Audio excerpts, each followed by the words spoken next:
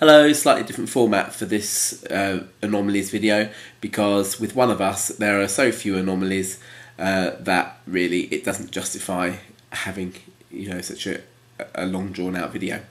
Having said that, I haven't listened to it out of phase, so if anybody wants to listen out of phase and comment on that, then please feel free to do so and leave me a few messages if you want to.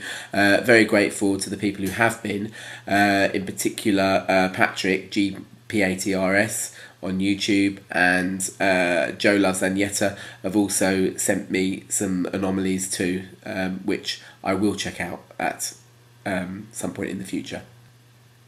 Yeah, one of us represents ABBA's first sort of ventures into digital recording, but having said that, it doesn't mark the end of finding anomalies in their songs. Digital recording in the 80s was probably a very far cry from what it is now. Nowadays, I mean, I'm sitting at a MacBook that can just do all sorts of wondrous things with digital recording. That obviously would not have been a luxury that ABBA could have enjoyed. It was still very much a physical medium. I don't know whether or not you could edit digital tape in the way that you can splice together analog tape. And in the early days of digital recording, it was very much a tape-based medium. There was something called DAT, which stands for digital audio tape, often just referred to as DAT. And strangely enough, they used to record onto old Betamax format videotapes. Apparently, the audio band of a Betamax videotape was much better quality than a VHS one. So that's interesting. One thing though, they would have actually had to have made edits somehow. So whether or not that was through splicing or some other means, maybe using tape copying for copying in, bringing in sort of bits from different tapes into one sort of composite version. Maybe may have been a way around it. But also there would be other anomalies, people making silly fluffs. Also the odd noise coming from various bits of hardware. Nowadays, as I say, like with my MacBook, I've got Logic Express on here, which has basically got a whole recording studio's worth of various bits of outboard gear, all software versions. In ABBA's time, there would still be one heck of a lot of sort of hardware going on, all of which could make its own noises and whatever else. Now, before I get on with talking about the actual one of us anomalies that I found, I do have to say thank you to Rudolph, who's lent me his Polydor Visitors album. Now that CD has a reputation for being the best version of the Visitors there is, and so it therefore goes without saying that probably one of us on there is probably the best quality that there is. I'm not going to use it because I've made all these observations without it, but if anything does sort of reveal itself, or in the light of listening to that, then I'll obviously bring that to your attention. Okay, so on with the anomalies. With one of us, there are issues with the with the stereo editions. The version on the UK Tretow Gold from about '92 is the same as the version on the vinyl singles collection. That was the one that they released at the end of their career. In terms of stereo, and you'll know because the drums kick in on the left. With Astley, he took his remastered version, as it were, from the UK Visitors vinyl, where the drums enter, funnily enough, on the right, and everything in the in the Visitors version as opposed to the Singles version is mirror imaged. Given that the Visitors predates the Singles, I presume that is the more authentic stereo version.